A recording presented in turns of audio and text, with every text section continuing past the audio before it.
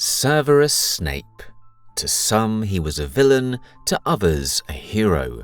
To Harry Potter he was perhaps the most complicated man he would ever meet.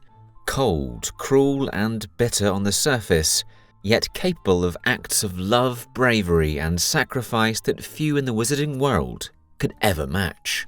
Today we're walking through the complete timeline of Severus Snape's life, from his troubled childhood in Spinner's End to his shocking final moments at the Battle of Hogwarts.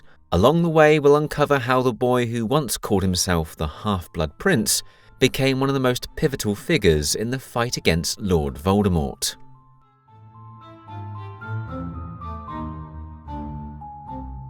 Severus Snape was born to Tobias Snape, a Muggle, and Eileen Prince, a witch, in the industrial town of Spinner's End. His home life was bleak. His parents' marriage was unhappy, often violent, and young Severus grew up isolated and neglected. But he had one escape: magic.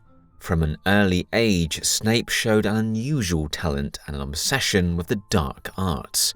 His mother's wizarding bloodline gave him pride, so much so that he later crafted his own identity, the Half-Blood Prince. It was also during this time that Snape met Lily Evans, a Muggle-born girl from a nearby street. He recognized her magical potential before she even knew it herself. The two became close friends, perhaps the only bright spot in Snape's otherwise lonely childhood. For Snape, Lily represented kindness, hope, and a sense of belonging he never felt at home. That bond would shape every decision of his adult life.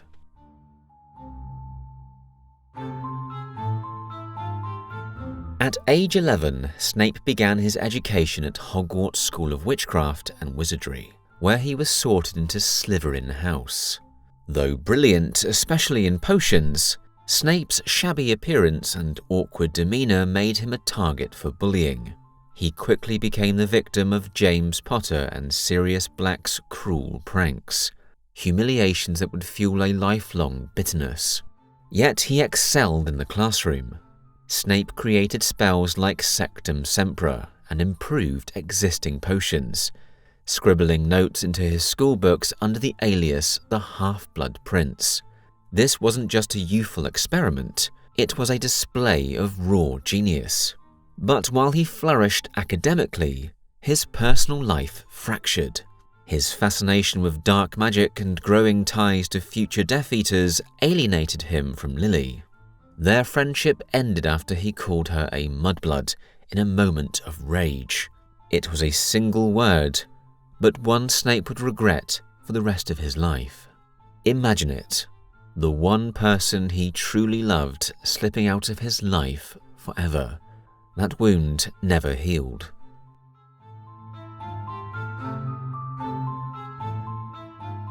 After leaving Hogwarts, Snape aligned himself with Lord Voldemort and became a Death Eater.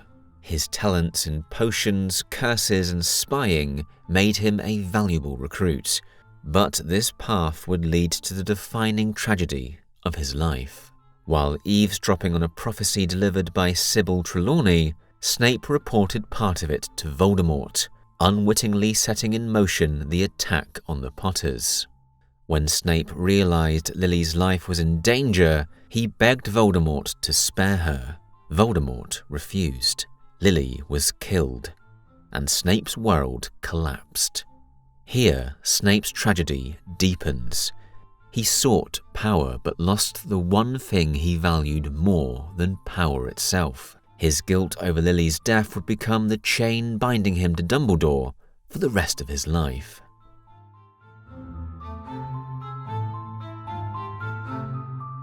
In his grief, Snape turned to Albus Dumbledore. He swore allegiance in exchange for protecting Lily's son, Harry. From that day forward, Snape became a double agent, risking his life daily, serving Voldemort while secretly working for Dumbledore. Dumbledore's conditions were harsh. Snape must protect Harry at all costs. For Snape, this was both a punishment and a chance at redemption. Every time he looked at Harry, He saw James Potter's face, but Lily's eyes. It was a constant reminder of both his greatest love and his deepest regret.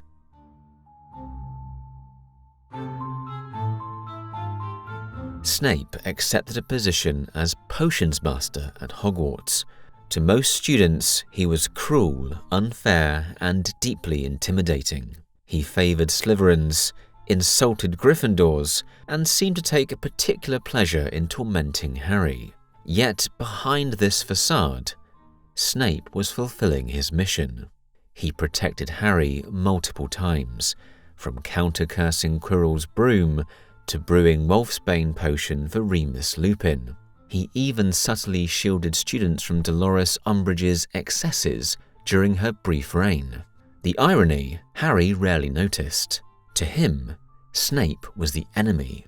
But in truth, Snape was always watching from the shadows, ready to intervene when danger loomed. This double layer, protector and tormentor at the same time, made Snape one of the most complex figures at Hogwarts.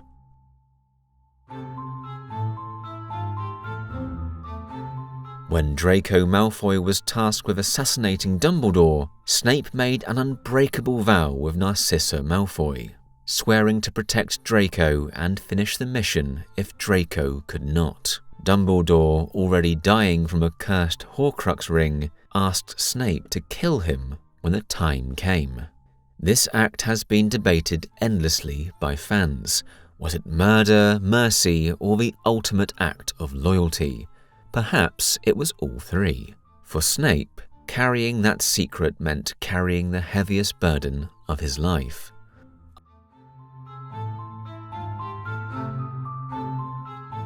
After Dumbledore's death, Snape was appointed head master of Hogwarts under Voldemort's regime. To most students, he appeared to be a tyrant, siding with the Death Eaters. But in truth, Snape was quietly working to protect them. He allowed Dumbledore's army to continue in secret, diverted punishments when possible, and even sabotaged the Carrow's cruelty when he could. He was walking a razor's edge. To Voldemort, he was a loyal lieutenant. To the students, he was a hated enemy. In reality, he was neither, but something far more dangerous. The last shield between Hogwarts and utter ruin.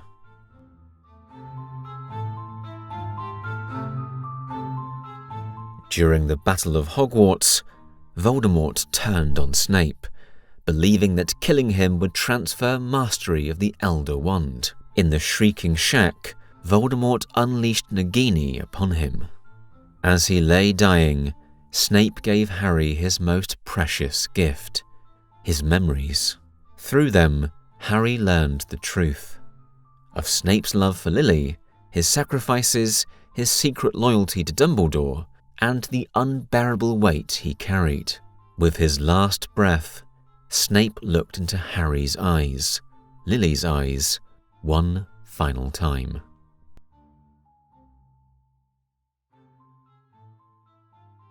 After the war, Snape's story was revealed. Harry chose to honour him by naming his son Albus Severus Potter, declaring him the bravest man I ever knew. Snape's life was one of bitterness and tragedy, but also one of redemption. He showed that even the most flawed among us can still make choices that change the world.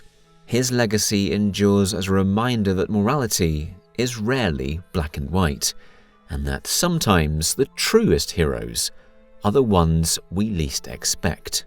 From neglected child to feared professor, from Death Eater to secret hero, Severus Snape's life was a story of shadows, sacrifice, and ultimately, redemption. Which part of Snape's journey do you think defines him most? His love for Lily, his years as a double agent, or his final stand at Hogwarts? Let us know in the comments, and don't forget to subscribe for more Harry Potter deep dives here at Harry Potter University. Mischief managed.